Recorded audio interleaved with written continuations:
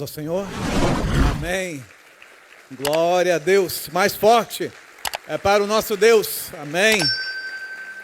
Amém. Glória a Deus. Que alegria podermos estar juntos aqui, louvando ao Senhor. Obrigado.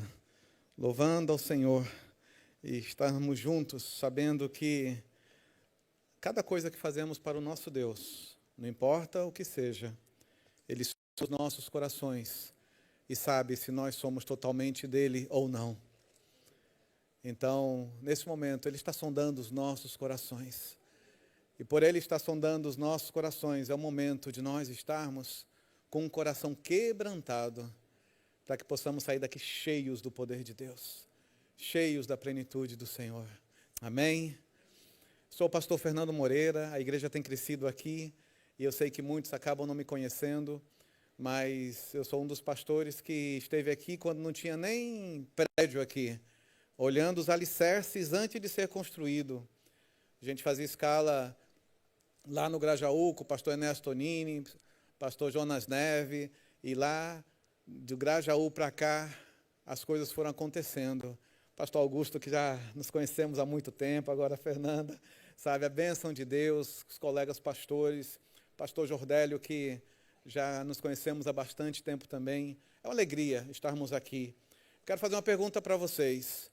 Quantos de vocês sabem que em Americana, interior de São Paulo, existe uma igreja batista do povo? Levanta a mão. Temos 6 pessoas, quase 7. Temos que melhorar esse número.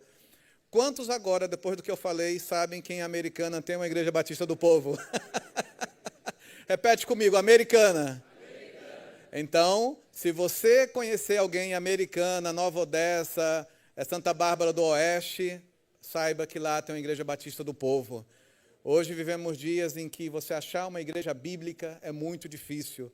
E graças a Deus, desde o nosso pastor fundador, pastor Ernesto Tonini, depois pastor Jonas Neve, e agora com o pastor Ivene Soler, sabe, o pastor Jordélio e toda a equipe pastoral, nós somos uma igreja bíblica, uma liderança que ama a palavra de Deus, uma liderança que busca em Deus, na palavra, porque sem fé é impossível agradar a Deus. E a Bíblia diz que a fé vem pelo ouvir. A fé vem pelo ouvir. Mais uma vez, a fé vem pelo ouvir. Então vamos ouvir a palavra de Deus, para que essa fé cresça, sabe, milagres aconteçam e coisas aconteçam nas nossas vidas. Hoje, nesse mês, a gente está ministrando sobre minha vida debaixo da graça, e tem sido um tema maravilhoso, um tema muito profundo. E eu sei que ele é óbvio para muitas pessoas, mas o óbvio é inimigo do crescimento. Tudo aquilo que você acha que sabe impede você de crescer, porque você acha que sabe. E quando você entra na zona de conforto do que você acha que sabe, você para de se esforçar, você para de se arriscar, você para de treinar, você para de se preparar, e nisso você fica ali naquela zona morta, e o tempo vai passando e você não percebe que o mover de Deus passou e você ficou parado.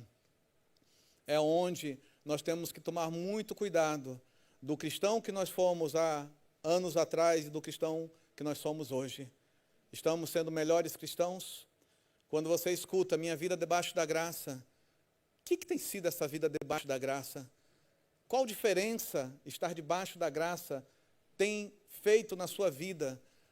Ou você é mais uma pessoa em que está como qualquer pessoa do mundo, agindo como uma pessoa do mundo, que reclama das coisas, que murmura, que mente, que é inseguro, que está sempre numa instabilidade, numa insegurança.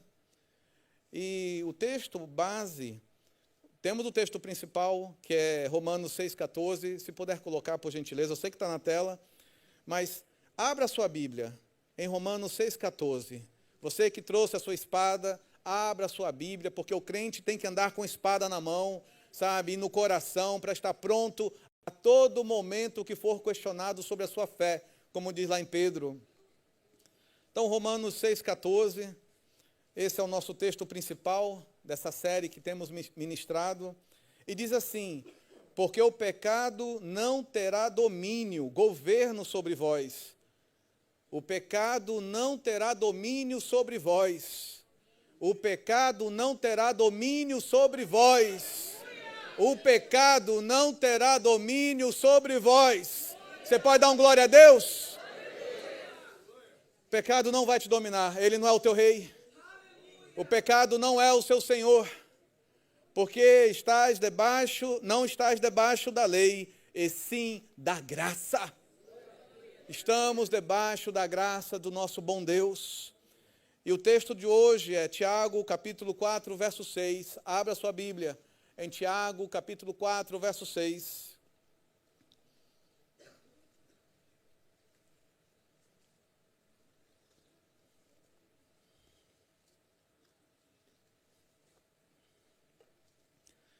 Tiago 4,6 diz assim: antes, ele dá maior graça, portanto diz, Deus resiste aos soberbos, mas dá graça aos humildes. Deus resiste aos soberbos, orgulhosos, mas dá graça aos humildes. Vamos orar. Senhor, graças te damos por estarmos aqui reunidos em teu nome, sabendo que tu estás sondando o nosso coração, procurando, ó Pai, boa terra, para que a semente da tua palavra possa cair nessa boa terra e crescer e frutificar. Que nenhum de nós sejamos reprovados. Que nenhum de nós, ó Pai, possa ter bloqueios, possa ter coisas em nossas vidas que impeçam o teu mover em nossos corações. Senhor, nesse momento, ó Pai, nós damos total liberdade ao teu mover. Damos total liberdade às nossas vidas, ao nosso coração. Não queremos estar com a mente dividida, não queremos estar, Senhor, com a nossa mente em outro lugar, mas queremos estar aqui, prestando atenção em Ti, Senhor, para que as nossas vidas sejam mudadas, transformadas e desafiadas ao crescimento, em nome do Senhor Jesus. Amém e amém. Quando eu penso na graça de Deus, a primeira coisa que eu penso ao ler essa frase, minha vida debaixo da graça, é qual a diferença isso faz em mim, no dia a dia.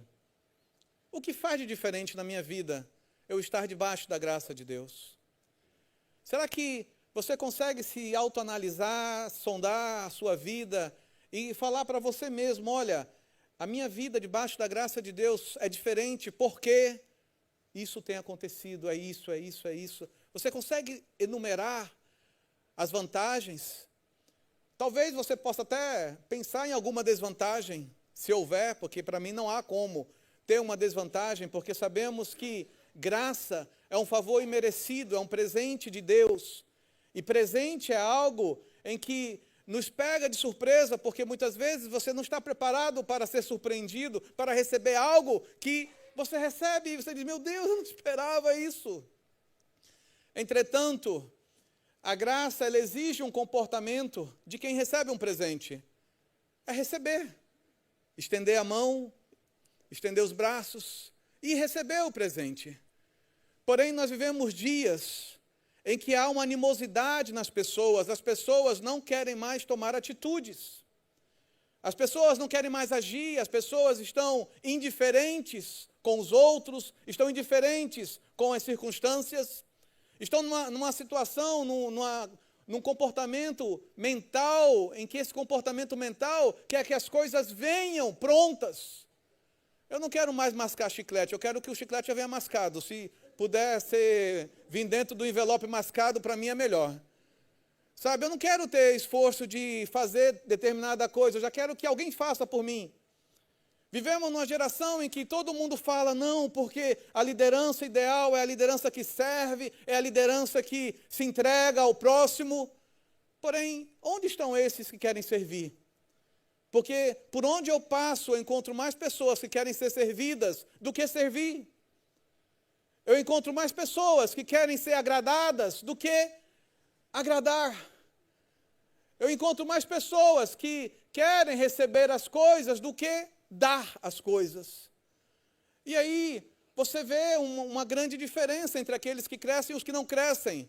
Porque pessoas que crescem são aquelas que se alargam, se entregam, que servem de verdade, que fazem a diferença. Essas pessoas crescem porque se arriscam mais.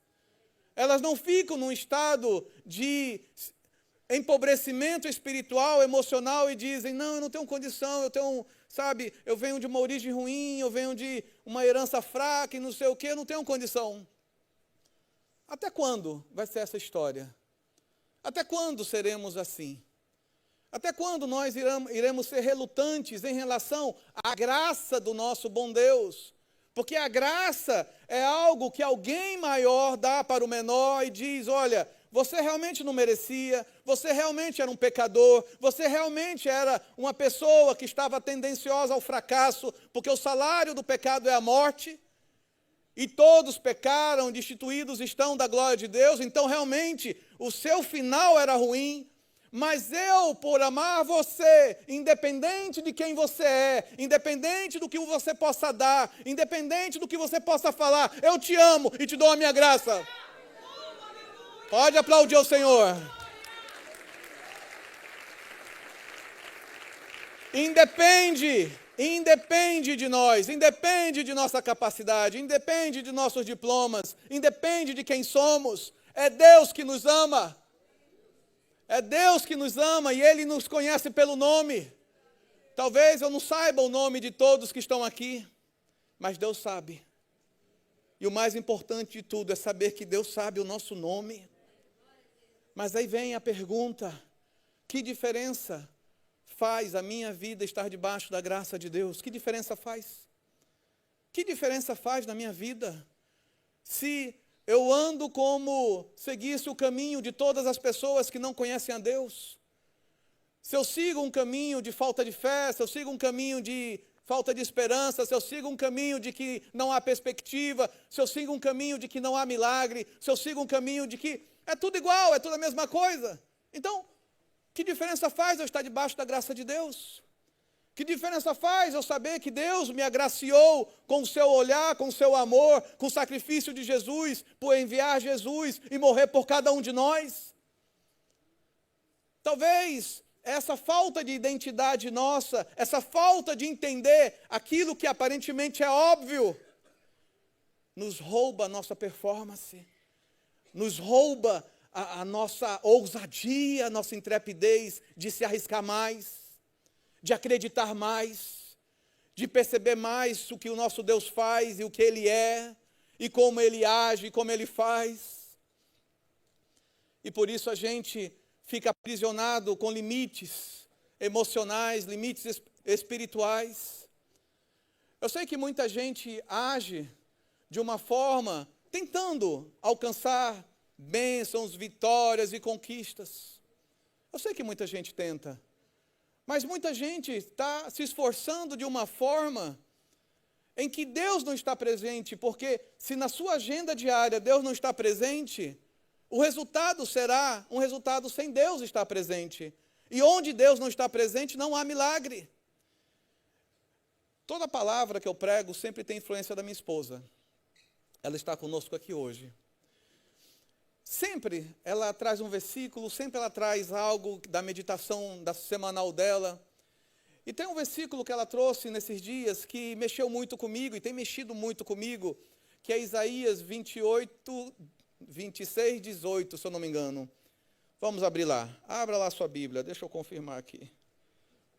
Isaías 26, 18, é isso mesmo. Abra a sua Bíblia. Se puder projetar, por gentileza, Isaías 26, 18.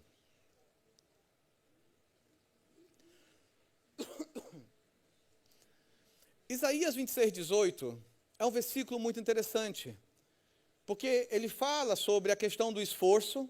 Uma pessoa está grávida, uma pessoa está para dar à luz, uma pessoa está com dores de parto, uma pessoa está sofrendo com as dores de parto.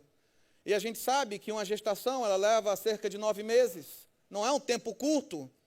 9 meses é quase um ano. E durante quase um ano da vida, ela está sentindo dores, ela está tendo todo aquele processo, toda aquela jornada de gestação. E o profeta, ele diz, pessoas que estão com dores de parto, mas no final estão dando à luz a vento.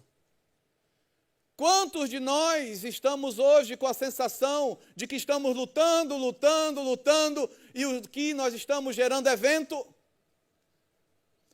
Quantos de nós estamos com a sensação de que parece que o que eu oro, parece que o que eu jejuo, parece que o que eu faço não está gerando nada além do vento? E esse é um ponto que muitas vezes as pessoas nos questionam e dizem: pastor, mas como é assim? Como é que pode ser isso? Eu estou debaixo da graça de Deus e deveria ser diferente. E a grande diferença está em nós conhecermos a palavra de Deus. Porque quando nós não entendemos a palavra de Deus, nós não entendemos como o mundo espiritual se move, e não entendendo como o mundo espiritual se move, não entendemos como nós temos que agir nesse mundo. E em Josué capítulo 4, tem a resposta a essa pergunta. Josué capítulo 4, vai mostrar Josué pós-morte de Moisés. Moisés havia morrido.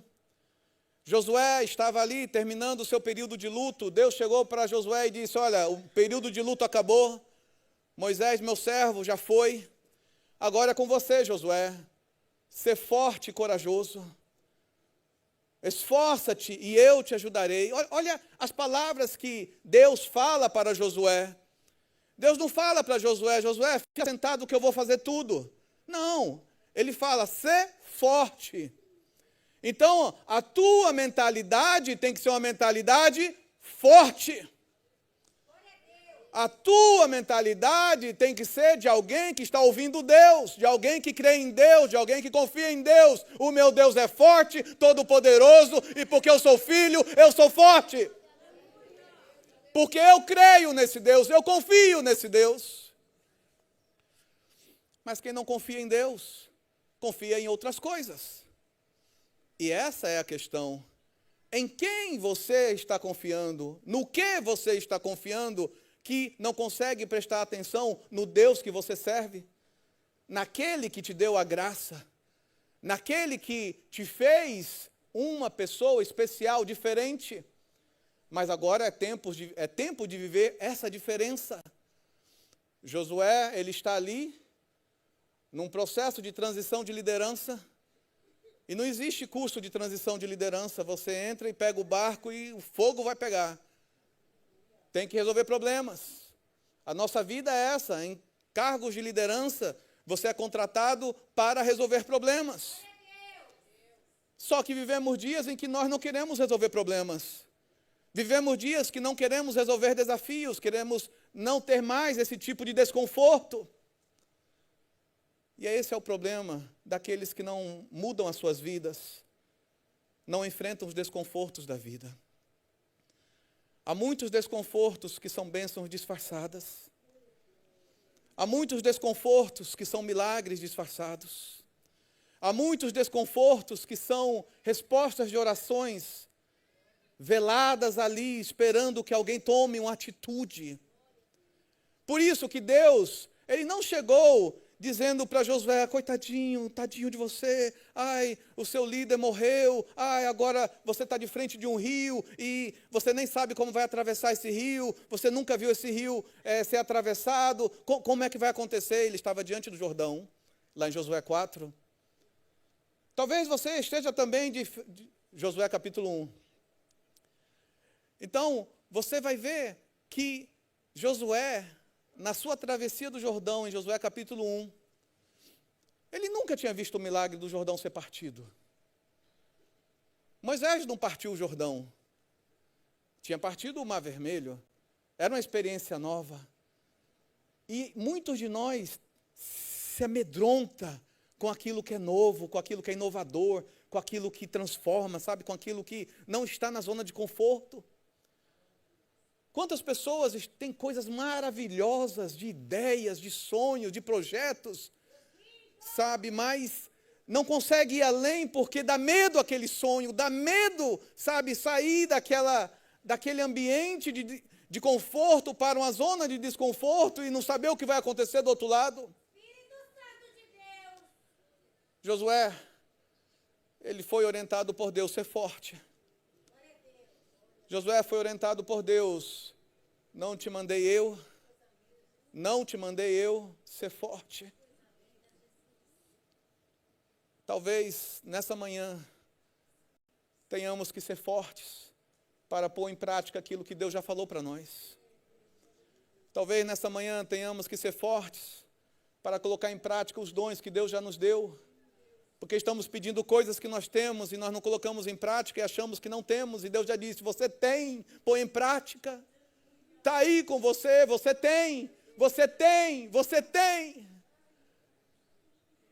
Você tem, mas você não crê, mas você não se arrisca, mas você não toma atitude, mas você, sabe, eu sei que esse termo é um termo que se tornou muito pobre na sua interpretação, toma posse, mas tem muita gente que não entende que, sabe, tomar posse é tornar-se dono.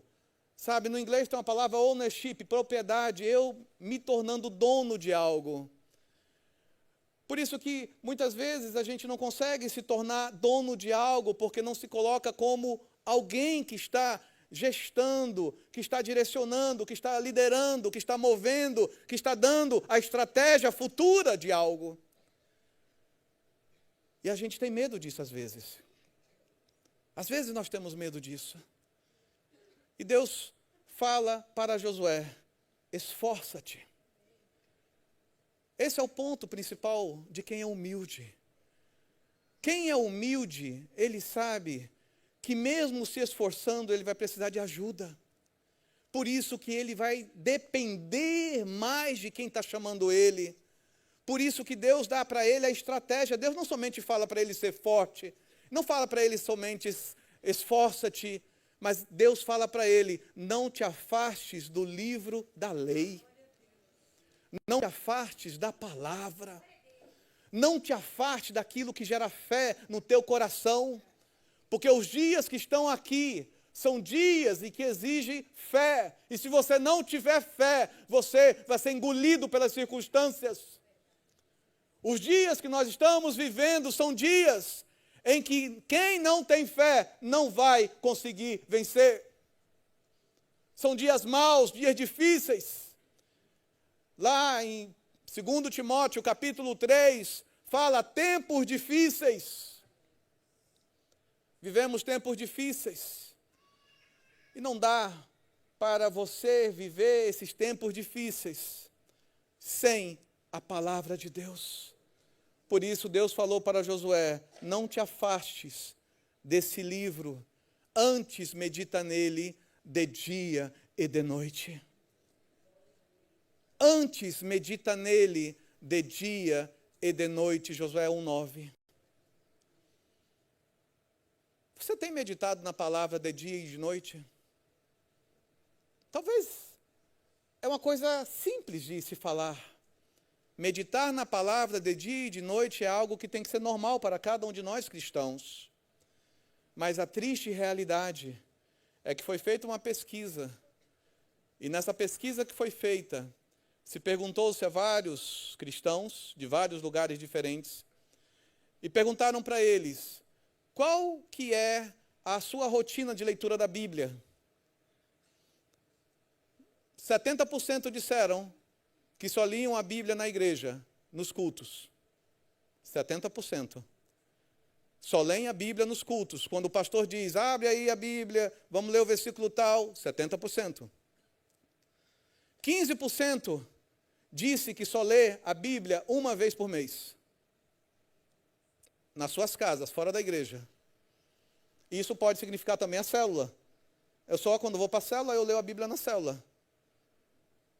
E todo o resto não lê a Bíblia em nenhum momento. Sabe? Ou seja, certas pessoas chegaram para Jesus e perguntaram, será que haverá fé na terra? Do jeito que a gente não lê a Bíblia, não vai ter fé nessa terra. Será que haverá igreja? Do jeito que a gente está lendo a Bíblia e vivendo a vida cristã, haverá igreja, porque é a noiva do Senhor, haverá. Mas aí vem a questão, será que nós somos igreja? Será que nós estamos vivendo uma vida debaixo da graça de Deus mesmo? Será que nós temos uma identidade cristã? Ou nossa cristã é somente quando há política, e na política eu digo que sou de A, que sou de B, e ali eu me mostro como cristão, e é uma vergonha isso? Ou será que eu só sou cristão para debater fatos intrigantes, vários fatos que são polêmicos? Eu sou cristão para debater polêmicas, mas eu não sou cristão para viver a Bíblia. Eu não sou cristão para viver a palavra. Que coisa forte, meus queridos. Como é a sua vida debaixo da graça? E aí vem o subtema de hoje, que é: por onde recebemos a graça? Por onde recebemos a graça? A graça, ela se executa ou se manifesta em nossas vidas por atitudes diárias de constância em Deus. Constância em Deus. Deus nos chamou para a constância, e o nosso maior desafio é ser constantes. Você conversa com as pessoas hoje, as pessoas de manhã estão de um jeito e à tarde estão do outro. Você conversa com as pessoas hoje estão contando o teu sonho, estão contando o teu projeto com toda empolgação, e logo mais estão totalmente desacreditados, desesperançados, nem imaginam mais nada. Que inconstância é essa? Se a graça deveria ser, um alicerce para nos fortalecer a ter convicção daquilo que cremos. Se você não tem convicção daquilo que você crê, qualquer sorte de vento vai te levar para onde quiser. Hoje você vai estar com A, amanhã você vai estar com B, amanhã você vai estar C, e você vai dizer que a culpa é de tal, a culpa é do outro. E aí eu te pergunto, qual é a diferença da tua vida estar debaixo da graça? Quando você vai entender e perceber que por onde a graça realmente ela acontece, ela se manifesta, que é pela sua atitude diária de buscar a Deus, a sua atitude diária de invocar o nome do Senhor, a sua atitude diária de confiar no Senhor. Temos que voltar a confiar em Deus. Temos que voltar a ser pessoas que não têm medo de entrar no hospital e orar pelos enfermos, eles serem curados. Temos que voltar a ser pessoas que a pessoa está dizendo do outro lado para nós: olha, eu estou com depressão, eu estou mal, olha, eu creio num Deus, e eu creio nesse Deus que responde a oração, eu vou orar por você, posso orar? Quando foi a última vez que você foi ousado para orar por uma pessoa? Quando foi a última vez que você foi ousado para evangelizar alguém? Que você foi ousado para pregar o evangelho a alguém? Que você se dispôs a buscar aquele teu amigo que você ama, aquela tua amiga que você ama, e você quer que ela conheça o Deus que você serve? Aleluia. Ah não, pastor, mas hoje a gente entende, que não é bem assim, cada um segue o seu caminho, a maneira que serve a Deus. Meus queridos, tem muita gente servindo o diabo, e nós sabemos disso, e nós estamos indiferentes a pessoas que estão servindo ao diabo, e não nos esforçamos nem em oração para que elas saiam do caminho do diabo. Parece que não aprendemos nada, parece que a graça do Senhor nos levou para uma zona de conforto, e essa zona de conforto nos roubou a nossa força. Nos roubou, a nossa maturidade. Hoje, entre as coisas que eu faço, eu sou mentor de alunos de MBA. Vários executivos de vários lugares do Brasil e de fora do Brasil participam das aulas de MBA, e aí eles querem mentoria, e nessa mentoria eles pedem ajuda para colocar em prática. Às vezes a gente acha que só a teoria resolve. Ah não, eu vou fazer uma pós, eu vou fazer um MBA, vou fazer um doutorado, e aí eu vou estar maduro. Meus queridos, nada substitui a experiência. Nada substitui o contato humano. Eu escrevi um artigo no mês passado para o portal Guia-me, que é IA, Inteligência Artificial, não toma café, mostrando que, por mais impressionante que seja a tecnologia, ela não entende o coração humano, ela não sabe o calor humano, ela não sabe o que é ser humano, porque a inteligência artificial não é humana, é uma programação. Quantos de nós muitas vezes acreditamos que eu entro na rede social e aí eu estou falando com a inteligência artificial, mas é tão inteligente, é tão... Meus queridos, o óbvio rouba a nossa maturidade. Inteligência artificial. Se é artificial, não é genuína. É artificial. Você gosta de comer biscoito de chocolate e que o chocolate seja artificial? Você gosta de tomar um café e descobre que o café artificial não é café? Você gosta de comer um arroz com feijão e um ovo frito e descobrir depois daquilo lá que tudo era artificial, não era nada de verdade? Mas quantos de nós estamos enriquecendo a nossa cabeça com inteligência artificial? Não lemos mais a Bíblia. Não buscamos mais em Deus a revelação. Aí você me diz, mas pastor, eu estava ouvindo, era uma voz, sabe, com sotaque carioca, que é artificial, que é simulado, em que você escolhe o idioma, você escolhe o sotaque, você escolhe o que você quer. Quem nunca fez isso com o GPS? Colocou várias vozes, tinha voz de gaúcho no GPS, tinha voz, sabe? Quem já não fez isso? Até do Mickey Mouse, vire à direita com a voz do Mickey Mouse. E aí a gente quer ler a Bíblia com a inteligência artificial falando e a gente, olha, eu estou tendo uma revelação de Deus. Não, meu querido, você está tendo algo artificial. Não deixe o seu tempo com Deus ser substituído por qualquer tecnologia. A tecnologia é uma ferramenta, ela ajuda, mas ela não substitui o original. O original vem quando nós nos esforçamos. O genuíno vem quando nós tomamos atitude. Quando nós voltamos à essência das práticas da disciplina espiritual.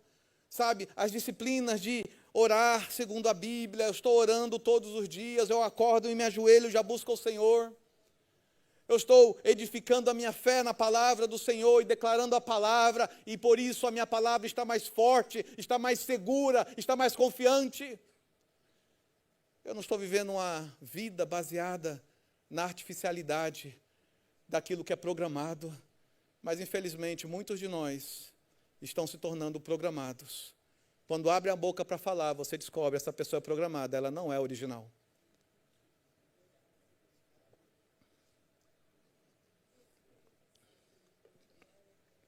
Eu falo isso porque eu trabalho em empresa de tecnologia há muitos anos.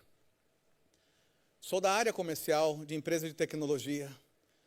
Não sou pastor em tempo integral ainda, porque eu amo o que eu faço em termos de tecnologia, em termos de desafios, em termos de mudar as coisas, de melhorar, sabe, as entidades do nosso país tecnologicamente, que melhorando vai gerar emprego, vai gerar coisas, vai alcançar coisas, vai, sabe, tirar burocracias, vai mudar tantas coisas.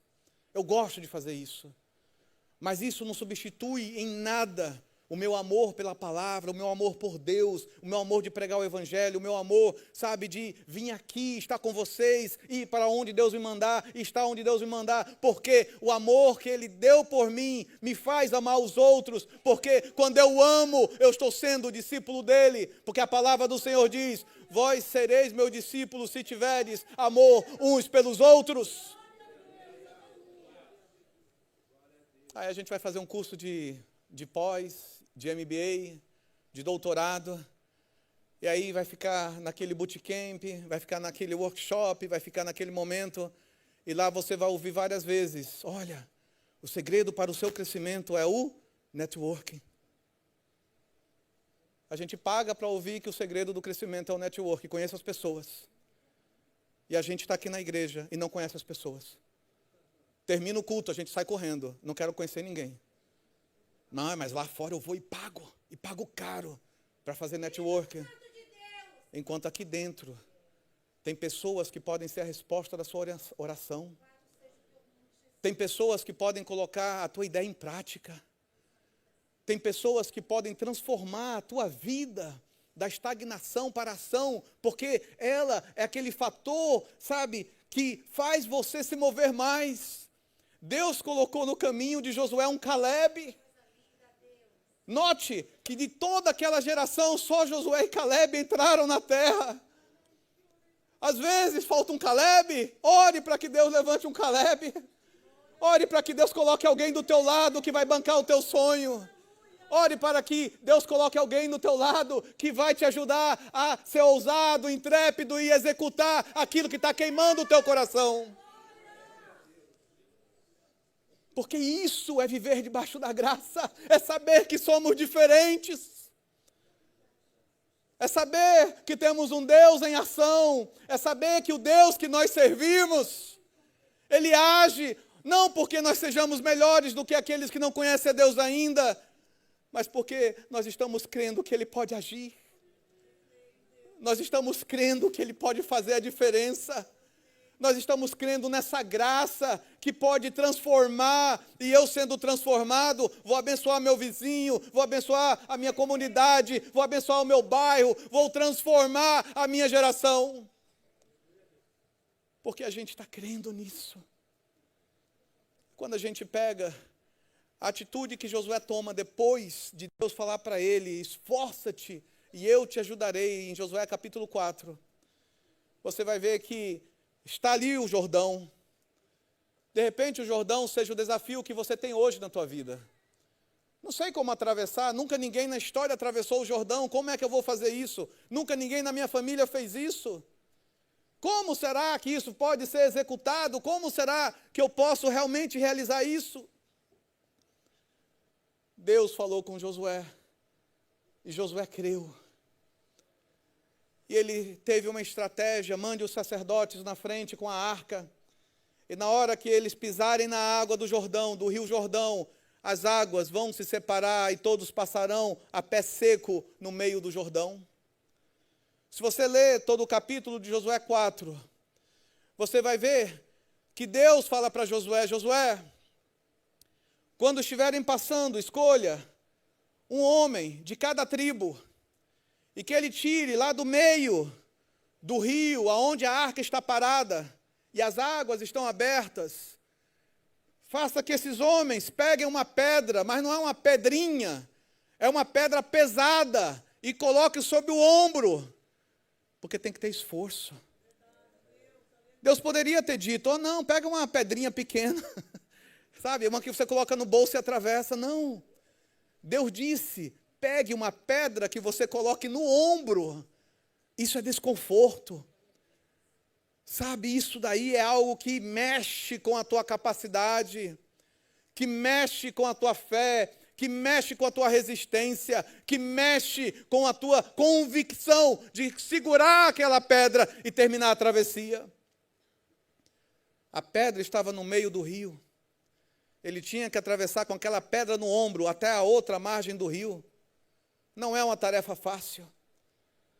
Mas 12 homens representando cada tribo, as 12 tribos. Cada homem daquele pegou uma pedra, colocou no ombro e atravessaram até a outra margem. Será que, de repente, Deus está falando para nós algo nesse sentido? E aí, alguns de nós estamos agindo como uma pessoa que diz, poxa, ô Josué, para com isso. Por que logo eu? Olha o tanto de gente que está aí. Por que eu que tenho que pegar a pedra e colocar no ombro e atravessar? Deus dá tarefas difíceis para quem vai conquistar coisas grandiosas. Pode aplaudir ao Senhor, pode louvar ao Senhor. Deus dá tarefas impossíveis para aqueles que Ele sabe que pode fazer. Deus sabe que você pode fazer, Deus sabe que você pode fazer. Ele sabe que você pode fazer. Mas será que você está disposto? Será que você está disponível? Será que você realmente quer servir? Será que realmente você quer fazer? Será que realmente quando você ora e diz, Senhor, fala comigo, e Deus fala, você retruca? Não, Deus, não era isso que eu queria que você falasse. Eu queria que você falasse outra coisa. Porque de repente Deus está dizendo para você, pega a pedra aqui no meio do leito do rio, põe no ombro. Poxa Deus, mas tem que ser uma pedra que tem que pôr no ombro. Não pode ser menorzinha não.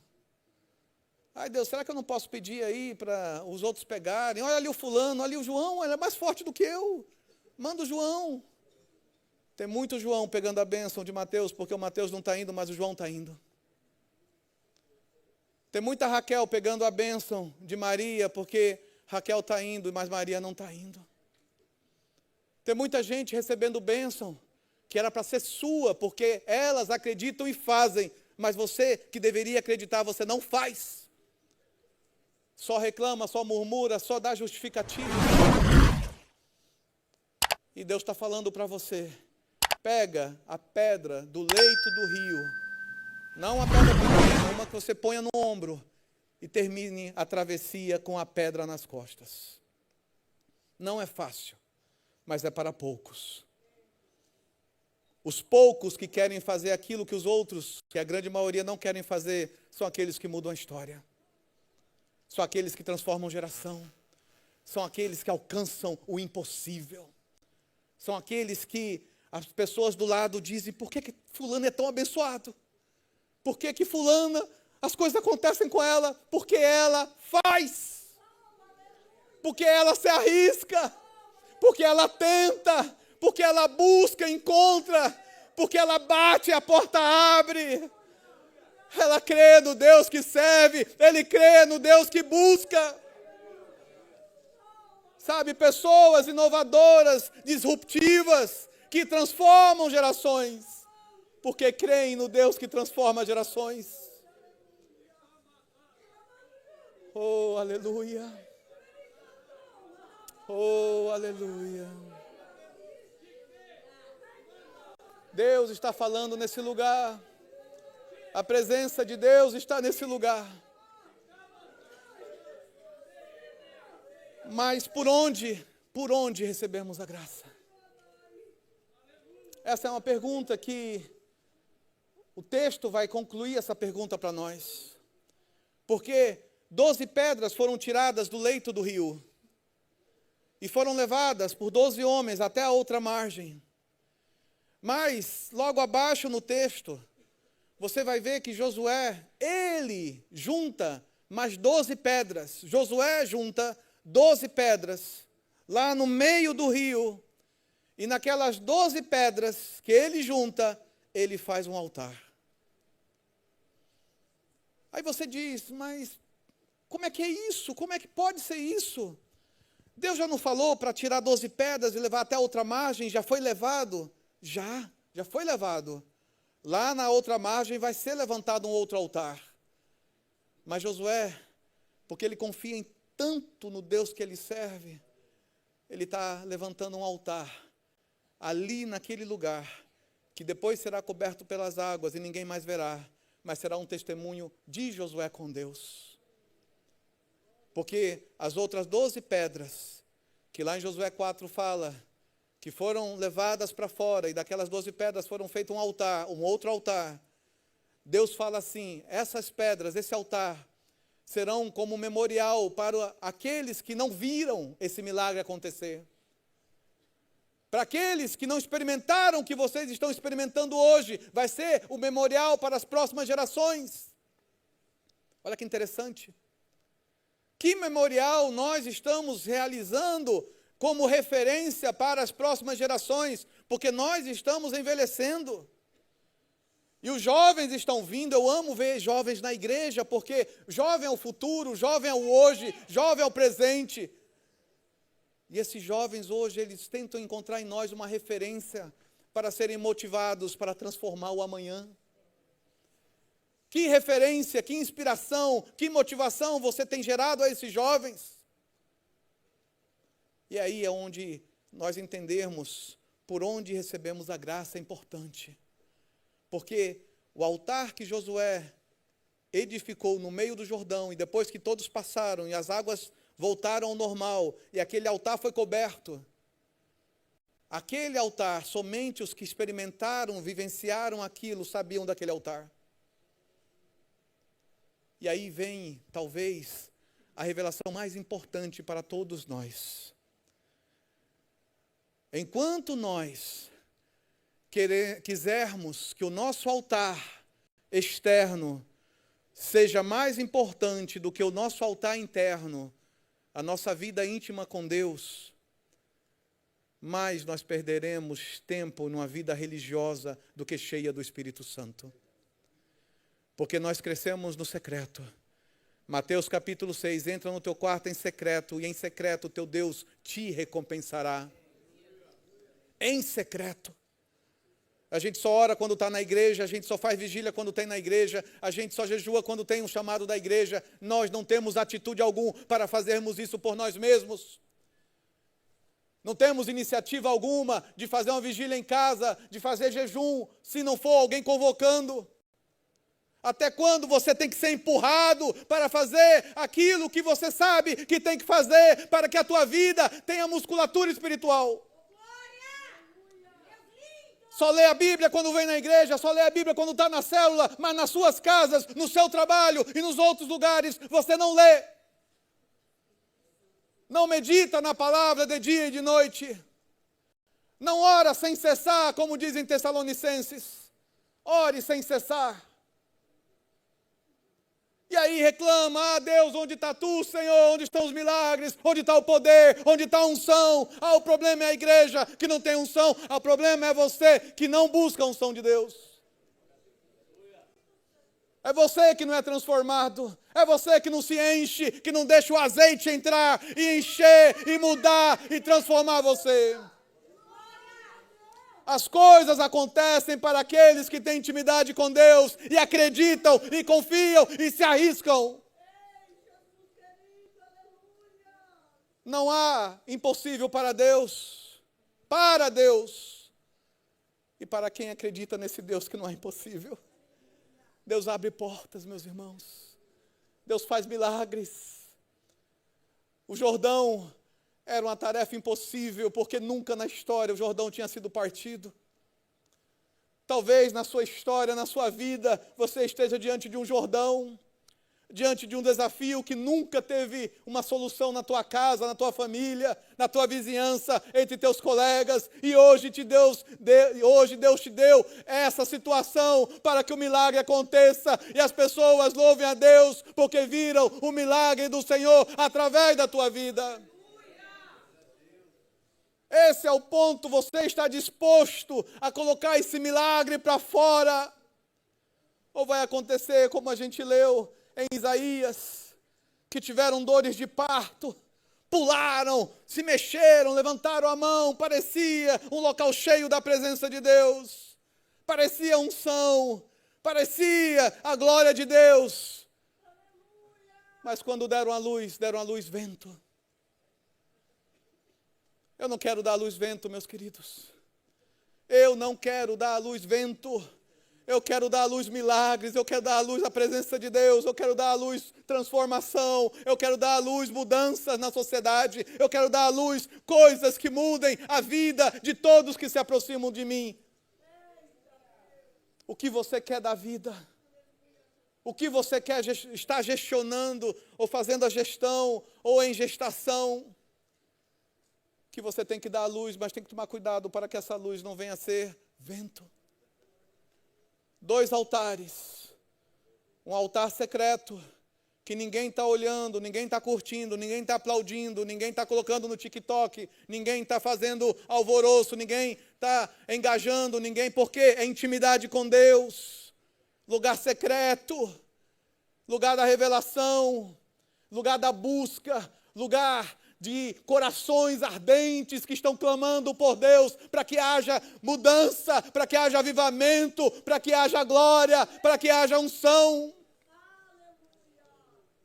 Mas infelizmente vivemos dias em que o altar secreto está totalmente abandonado, porque as pessoas querem o altar da curtida, aquele altar que é bênção de Deus, e é bênção de Deus. Deus mandou levantar aquele altar externo. Deus mandou carregar aquelas pedras com sacrifício nos ombros e levar lá para fora na margem. Deus mandou isso. Estamos fazendo o que Deus mandou. Porém, só quem constrói altares secretos são aqueles que têm experiência com Deus. Porque o outro altar é para aqueles que não viram o milagre de Deus.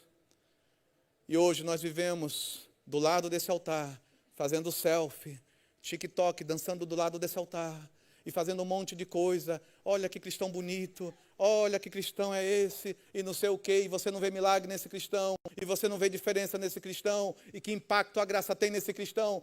Que diferença tem esse cristão do mundo, porque ele fala palavrão, porque ele bebe que nem um mudano, porque hoje ele está aqui dizendo, oh Deus, eu me arrependo, mas depois está no show da Lady Gaga, depois está no show de não sei quem, e diz, não, eu sou cristão, ai Deus me enche, ah Deus, mas a vida está assim. A vida está assim, em que uma pessoa que não conhece Deus entra na casa dessa pessoa e diz, que diferença tem dessa pessoa com a pessoa que não conhece Deus? Minha vida debaixo da graça. Por onde recebo essa graça? Por atitudes diárias, que começam com o coração quebrantado e contrito, e Deus não desprezará. Antes, Ele dá maior graça. Portanto, diz, Deus resiste aos soberbos, orgulhosos, mas dá graça aos humildes. Tiago 4,6. Será que hoje é o momento de ser humilde e dizer para Deus, Deus, eu tenho idolatrado o altar que era para ser uma bênção, e abandonei totalmente o meu altar secreto contigo, e eu quero voltar à minha intimidade contigo, eu quero voltar à minha vida contigo, eu quero voltar àquele fogo, eu não quero mais ser morno, eu não quero mais essa frieza, eu não quero mais esse linguajar, eu não quero mais, sabe, esse pessimismo, eu quero atitudes novas, visão nova, pensamento novo, sabe, um comportamento novo de alguém que confia no Deus que deu a graça para ele,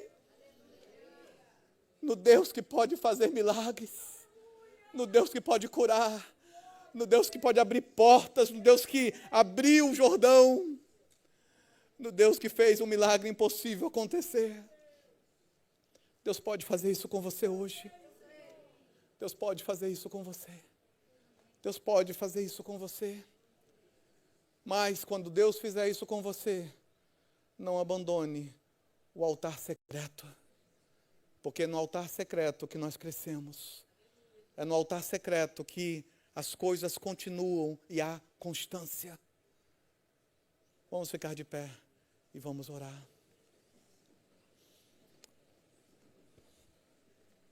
Feche seus olhos nesse momento. Comece a falar com o Senhor. Por favor.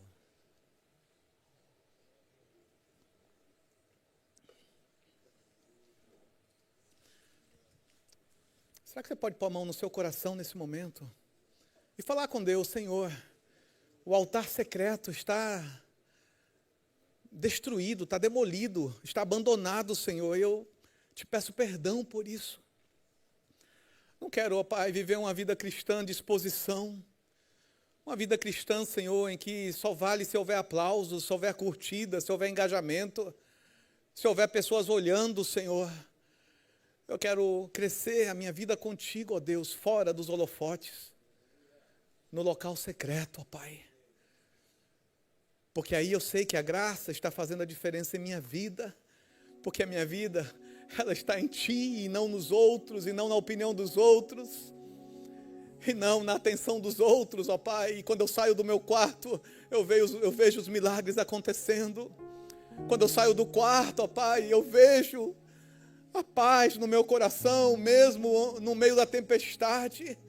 Eu vejo, Senhor, a Tua presença em mim, ó Pai, mesmo diante, Senhor, de notícias ruins, de economia ruim, de palavras ruins, eu vejo a Tua paz, Senhor, porque Tu estás comigo. Senhor Jesus te diz, vinde a mim todos que estão cansados e oprimidos, e eu vos aliviarei. Vinde a mim, diz Jesus, que estão cansados e oprimidos, e eu vos aliviarei. A palavra do Senhor diz em Provérbios 3,6, reconhece o Senhor em todos os seus caminhos, e Ele endireitará as suas veredas. Que veredas, que altares, que coisas da tua vida tem que ser consertada hoje, para que volte o fluir do milagre, para que volte o fluir da unção, para que volte o fluir do poder, para que volte o fluir da presença de Deus, da ousadia de Deus na tua vida. Nós vamos ouvir essa canção agora e em seguida nós vamos orar.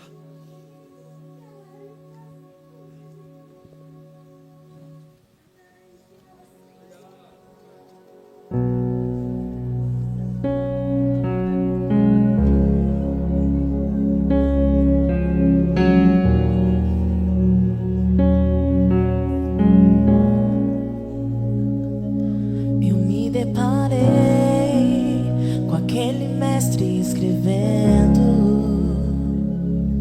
com o dedo no chão, ouvindo os fariseus a lhes falar que a lei de Moisés me condenava por meus erros, mas nenhuma pedra ele pegou pra me apedrejar. Eu só tinha os meus pecados pra lhe oferecer, mas mesmo assim me amou, mas mesmo assim me amou. Uma frase, atire a pedra que nunca ele me perdoou, ele me perdoou. Sua irresistível graça me alcançou. Quem é esse que era sem pecado e não me condenou? No lugar da morte, vida me ofertou. O Cordeiro que por mim se entregou e os meus pecados levou.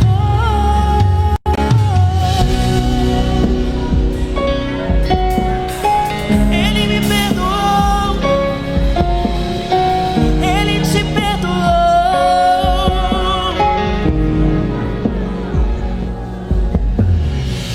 Eu só tinha os meus pecados pra lhe oferecer, mas mesmo assim me amou, mas mesmo assim me amou.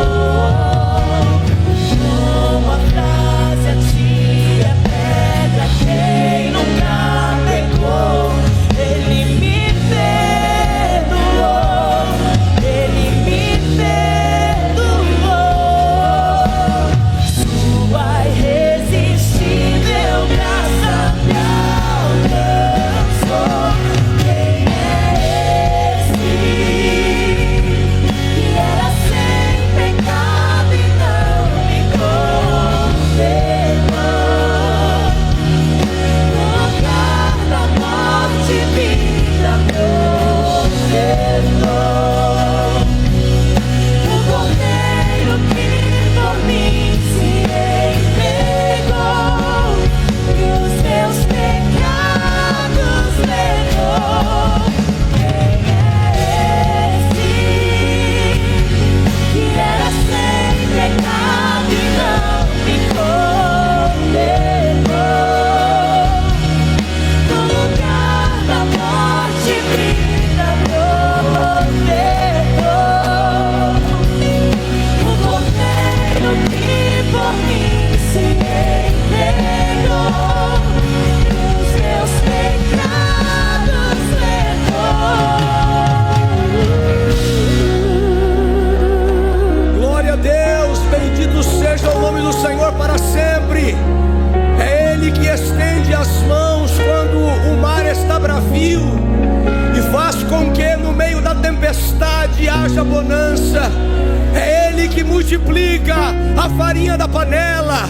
É Ele que estende as suas mãos para o enfermo. É Ele que traz a paz para aquele que está em conflito. É Ele que está aqui nesse lugar para levantar você desta cama de depressão, deste momento de dificuldade da sua vida. Ele está em nosso meio. A palavra foi pregada. O Espírito Santo está em nosso meio. Aonde está você que nesta hora quer entregar a sua vida ao Senhor? Saia do seu lugar e vença agora o seu jornal. Em nome de Jesus, faça isso por você mesmo. Nós estamos aqui como a igreja do Senhor e nós declaramos nesta manhã, aleluia, a bênção de Deus que enriquece e não acrescenta dores. Oh Espírito de Deus, ai,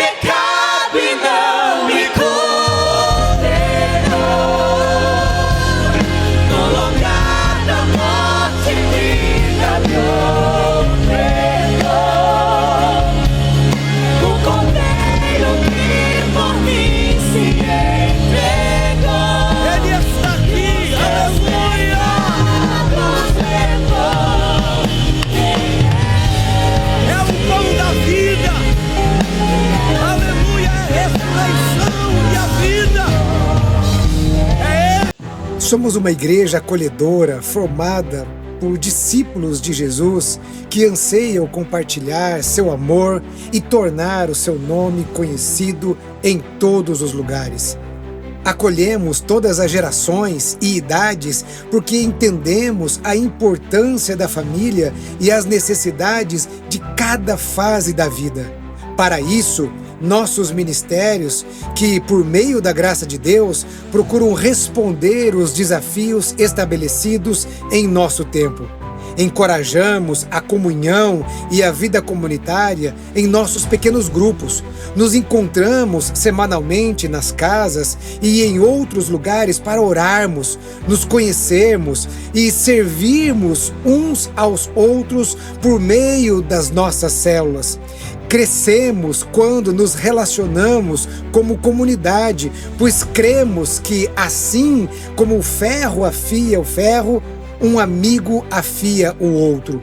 Somos apaixonados pelas Escrituras e a recebemos por inteiro, como sendo totalmente a palavra de Deus, e crendo que nela encontramos todas as respostas para todas as circunstâncias das nossas vidas. Abraçamos a grande comissão e queremos a cada dia aperfeiçoar a nossa obediência ao nosso Salvador. Proclamamos o amor de Deus pelo poder do Espírito Santo, com palavras e obras, e temos visto a manifestação do seu poder nos presídios, abrigos, visitas aos enfermos, escolas e nas ruas da nossa cidade. Levamos o Evangelho às crianças, autoridades militares, refugiados, imigrantes, ricos, pobres, todos aqueles que estão de perto e de longe. Amamos missões. Com generosidade das contribuições da nossa comunidade, manifesta pela obediência a Cristo, enviamos missionários e plantamos igrejas em São Paulo, no interior do estado, no sertão, em todas as partes do mundo. Queremos ser sal e luz onde estamos, em todos os lugares e até os confins da terra. Acolhemos as vocações, dons e talentos dados por Deus. O Senhor da Seara chama a cada um de nós para o serviço e por isso encorajamos toda a nossa igreja a servir uns aos outros e também aqueles que ainda não conhecem ao Senhor e precisam da salvação e a transformação que somente Cristo pode dar. Não somos perfeitos, mas temos a perfeição dele como nosso alvo e acreditamos no discipulado como a maneira de tornar cada um de nós continuamente parecidos com Cristo. Queremos ser filhos que reproduzem e discípulos que frutificam. Ele nos enviou e disse: vão e façam discípulos de todas as nações, batizando-os em nome do Pai, do Filho e do Espírito Santo, ensinando-os a guardar todas as coisas que eu tenho ordenado a vocês. E eis que estou com vocês todos os dias até o fim dos tempos. Esse é o nosso propósito.